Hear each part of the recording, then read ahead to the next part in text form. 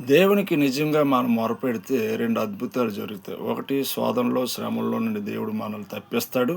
లేకపోతే శోధనలో, శ్రమలలో నిలవగలిగే శక్తిని దేవుడు మనకి అనుగ్రహిస్తాడు. ప్రతి వ్యక్తికి దేవుని కృప ఉంటే చాలు ఏ పరిస్థితిలో అయినా మనం నిలబడతాం.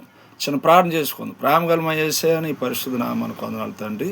నీ ప్రియ బిడ్డలు ఏ పరిస్థితిలో ఉన్నారో నాకైతే తెలియదు కానీ సమస్త ఎరిగే దేవుడు గనుక తండ్రి ఎవరైనా అనారోగ్యాలతో ఉంటే ఆరోగ్యాన్ని ఇవ్వండి.